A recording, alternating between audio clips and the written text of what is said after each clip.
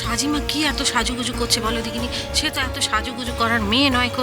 আর জিয়ামাই তাকে কি এত সাজুগুজু করাচ্ছে আমি তো বুঝতে পারছি না। তুমি গিয়ে সাজিমা বেরোক না বেরোক জিয়ামাকে টেনে বার করো দেখিনি। আমার ঠিক ভালো লাগছে না বাবু, আমার যেন কেমন তার সন্দেহ হচ্ছে। মামনি, তুমি অহেতুক সন্দেহ করছো। মানে সন্দেহ করার কোনো বিষয় নেই, ওরা তো ঘরেই আছে, আসবে। মনের মধ্যে যে কি হয় মায়ের, তার তোমায় কি বোঝাই বলো দেখিনি? হ্যাঁ, সব কথা তো মুখে খুলে বলা যাচ্ছে না মনের মধ্যে কি হচ্ছে। তুমি যাও না বাবা, যেটা করতে বললাম তুমি আবার গিয়ে করো না। মামনি, বাবা কঙ্কাবতীকে পাঠিয়েছে ডাকতে দিদিকে, চলে আসবে এক্ষুনি। আর এখন দিদি না এসে তো কোনো উপায় নেই, বর চলে এসছে, এরপরে তো লগ্ন পেরিয়ে যাবে। দেখো দিদি তো এগুলো জানে, এই বিয়েটাই ও রাজি হয়েছে, ও চলে আসবে। তুমি তুমি চিন্তা করো না, তুমি তুমি এইখানে বসে বিয়েটা দেখো।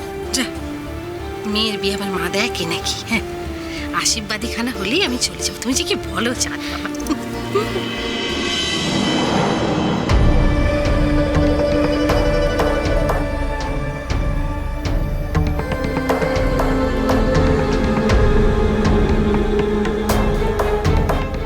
এই যে শুনুন,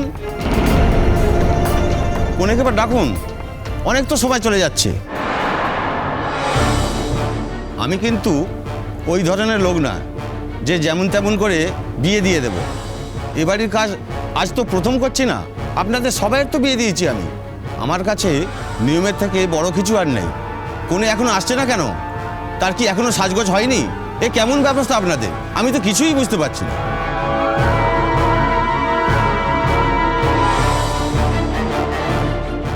আলোকে, হ্যাঁ বাবা। বলছি তোমার দিদি কোথায়, এখন তুই এলো না কেন? 4-5 ঘন্টা হয়ে গেল, এখনো সাজিয়ে এলো না। এতক্ষণ সময় লাগে নাকি ওর সাজতে? তুমি যখন গেছিলে কি বললো তোমায়? কাকামণি আমাকে বললো 2 মিনিটের মধ্যে আসছি, তুমি যাও। এখনো বলছে 2 মিনিট? এদিকে পুরুত মশাই তো পাগল করে দিচ্ছে। এই অত্রি, শোন, বলছি যে তুই এক কাজ কর, তুই ফার্স্ট ব্যাচটা চালু করে দে, বুঝলি? ওখানে যা গিয়ে পাড়ার লোকজন যারা আছেন, যারা দূর থেকে এসেছেন খেতে বসতে চান, তাদের বসিয়ে দে। আর যতক্ষণ ফার্স্ট ব্যাচ চলবে ওখান থেকে নড়বি না, ওখানেই দাঁড়িয়ে থাকবি, কারণ আমি এখানে থাকবো। সাজির বিয়েটা আমি মিস করতে পারবো না। মানে এটা কি? হ্যাঁ, তুমি এখানে দাঁড়িয়ে দাঁড়িয়ে সাজির বিয়ে দেখবে আর আমি কি ওখানে ব্যাচ বসাবো? ঠিক আছে, কিরম অবাধ্য! হ্যাঁ, বড়রা যা বলছে শুনতে হয় অত্রি, যাও, আমি যা বলতে তাই করো। শুনবো তো, তুমি বলো না, তুমি দাদাভাইকে গিয়ে বলো। দেখো তো, সব সময় আমাকেই না। হাফ চড়ছিস কেন? তোরা ইয়াং ছেলে, আমি বুড়ো মানুষ, আমি কি তোদের মতো দৌড়ঝাঁপ করতে পারি? হ্যাঁ, ছোট মামু, হ্যাঁ। ওকে যেতে বলছো বলো, আমাকে কিন্তু বলো না। আর আমাকে বললেও আমি যাব না। তখন যদি বলো না আমি লক্ষ্মী বৌমা নই, সেটাও আমি মানবো না, বলে দিই। আরে না না, তোমায় কোনোদিন বলতে পারি তুমি আমাদের বাড়ির নতুন বউ, তুমি এখানে থাকবে, সাজির বিয়ে দেখবে। কিন্তু যখন লোকজন খেতে বসবে না, একটিবার যেও, বুঝলে? তুমি নতুন বউ তো, এই শুধু জোরহাট করে চলে আসবে, আর কিচ্ছু। আচ্ছা আচ্ছা, দাঁড়া দাঁড়া দাঁড়া, একটা বুদ্ধি মাথায় এসছে। তোদের দুজনকে এই কাজটা থেকে কিভাবে রেহাই দেওয়া যায়, চেষ্টা তো করে দেখি একবার। দাঁড়া। ছোট বৌদি, শাহানা কোয়েল, তোমাদেরও বলছি, তোমরা এখানে দাঁড়িয়ে বিয়ে দেখি কি করবে? তোমরা যাও না, গিয়ে ফার্স্ট ব্যাচটা বসিয়ে দাও। দূর থেকে অনেকে এসেছেন, তারা খেতে বসে যায়। আর বৌদি, ওরা না যাক, তুমি তো যেতেই পারো, কারণ মা হয়তো মেয়ের বিয়ে দেখা যায় না, এটাই তো নিয়ম, তাই নাকি? বিয়েটা তো আমার মেয়ের হচ্ছে, আমি জানি আমার ডিউটি কি, তোমাকে মনে করিয়ে দিতে হবে না। মজা করে একটা কথা বললাম বৌদি, আজকের দিনে এইভাবে রিয়াক্ট করলে? আমি জানি তোমার মন খারাপ, মেয়েটা আজ বাদে কাল শ্বশুর বাড়ি চলে যাবে। মন তো আমাদের সকলেরই কম বেশি খারাপ, তাই না বৌদি? ওকে শুধু তোমার একার মেয়ে, সাজি তো আমারও সন্তানের মতো। মনে পড়ে ছোটবেলায় আমাকে ছাড়া স্কুলে যেতে চাইতো না। যতই কাজ থাক আমার, ওকে আমায় স্কুলে দিয়ে আসতেই হবে। এসব কথা তোমার মনে পড়ে? মনে পড়ে, আমি কিছুই ভুলি না, ওটাই আমার একমাত্র সমস্যা, জানো? এটাও জানি তোমার যখন যার পক্ষ নেয়ার তখন সেটা কোনোদিনই আমার পক্ষ। আমি কেন কেন একটা শুভ অনুষ্ঠানে সব কথা তুলছি আমি বুঝতে পারছি না, তুলতে চাই না। না তুলে থাকতে পারবে তুমি? চাঁদু, মানে দেখো, তুমি তুলবো না করে তুমি কথাটা তুলে ফেললে। ঠিক আছে, আজকের দিনে আর মাথা গরম করতে হবে না। যাক বাবা, শেষ অবধি তবু সাজির বিয়ে হলো। আমরা তো ভেবেছিলাম সারা জীবন বোধহয় আইবুড়িই থাকবে, তবু ভালো বিয়েতে মন হয়েছে। আর সেই যদি বিয়েই করবি আর জানাশোনা ছেলেকেই বিয়ে করবি, তা এতদিন অপেক্ষা করলি কেন? আগেই তো করতে পারতিস, তাই না? বলে যা কি যে বলেন দিদি, আমার মেয়ে তো কোনোদিন আপনাদের বাড়ি যায়নি, খায়নি, এক রাত্রিরে থাকেনি কো। হ্যাঁ, সে তো কোনোদিন কারোর পয়সাতেই খায়নি, চাকরি পাইস তো তার বাপের পয়সাতেও খায়নি, নিজের পয়সাতে খেয়েছে। হ্যাঁ, অমন মেয়ে পাড়ায় কটা আছে বলুন দেখিনি? হ্যাঁ, সেরকম একজন মেয়ের জন্য আপনাদের দেখছি দুশ্চিন্তা শেষ নেই কো। বাবা, একটা কথা বললাম তাতেই দিদি তুমি এত কথা শোনাচ্ছ? তা যেমন কথা বলবেন তেমন কথা তো শুনতে হবে দিদি। হ্যাঁ, কি করি বলুন দেখিনি? আমার ঘরের মেয়ে, আমার মেয়ে, আমি বিয়ে দেবো না ঘরে আইবুড়ি করে রেখে দেবো সে তো আমি বুঝবো বলুন দেখিনি? আপনি কেন কথা কইতে আসছেন? আপনাদের এত বয়স হলো, ভালো মন্দ কোথায় কি বলতে হয় সে জ্ঞান হলো নি বাপু, বলিহারি যাই আর কি। তাও যদি নিজের মা হতে, তাও যদি নিজের মেয়ে হতো। কথায় বলে না, পরের সোনা দিও না কানে, প্রাণ যাবে হ্যাঁচকাটানি। তোমার তো বাবু সারা জীবন পরের জিনিস নিয়েই কেটে গেল, পরের স্বামী, পরের ছেলে মেয়ে। আপনারা তো এখানে নেমন্তন্ন খেতে এসেছেন, তাই না?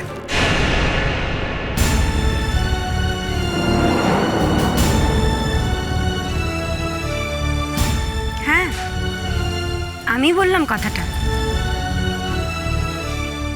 আর আপনাদেরকেই বললাম।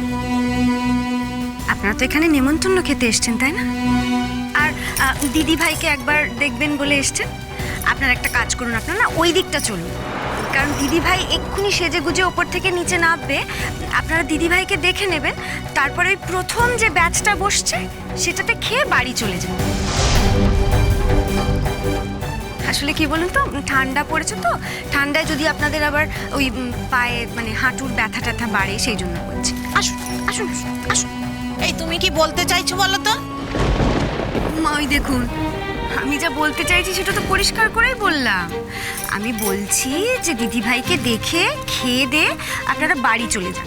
আপনারা বাড়ি চলে গেলে কি হবে বলুন তো, মানে আপনারা এই যে এতক্ষণ ধরে যে বাড়তি কথাটা বললেন সেটা আপনাদের বলতে হবে না, আর মামুনিকেও কোনো বাড়তি কথা শুনতে হবে না। কারণ আমাদের বাড়িতে আরও অনেক অতিথিরা আসবেন, তো তারা কাজের কথাই বলবেন, কেউ বাড়তি কথা বলবেন না, সেইগুলোও মামুনিকে শুনতে হবে। আবার এটা বলবেন না তো যে ব্যানার্জি বাড়ির বউ খুব ট্যাঙস ট্যাঙস কথা বলে বলে নেমন্তন্নটাই খাবো না। না না, আপনারা বোধহয় সেইটা বলবেন না, বলুন, কারণ ব্যানার্জি বাড়ির খাবারের তো বাইরে খুব সুনাম, খেয়ে আপনারা যাবেন। তো যান, খেতে যান, যান।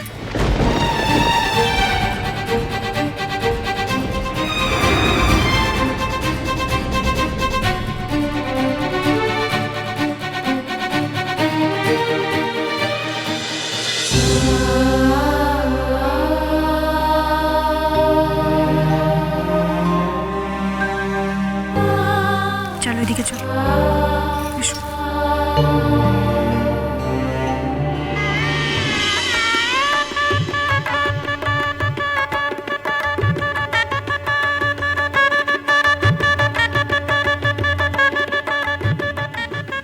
সাজির কি হলো কি? কেউ স্পষ্টভাবে আমাকে বলবে? আমি কিন্তু আমার ধৈর্য হারাচ্ছি। তোমাদের পক্ষে যদি ওকে ডাকা সম্ভব না হয় তাহলে আমাকে বলো, আমি গিয়ে ডেকে নিচ্ছি। কি হয়েছে বলো তো দাদা? মানে জানো তো কোয়েল, আমার মনে হচ্ছে যে সাজির একটু বেশি বয়সে বিয়ে হচ্ছে, তো তাই আজকে সাজিকে সাজায় পেয়েছে।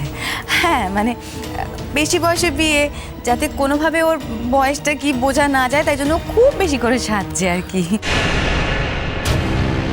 আর আমার কি মনে হয় বলো তো সানাদি, ওই জিয়াই বোধহয় ওকে সাজাচ্ছে। জানোই তো ওর যা সাজগোজের দিকে নজর, সাজের ব্যাপারে কিন্তু জিয়ার সঙ্গে কেউ পেরে ওঠে না বলো।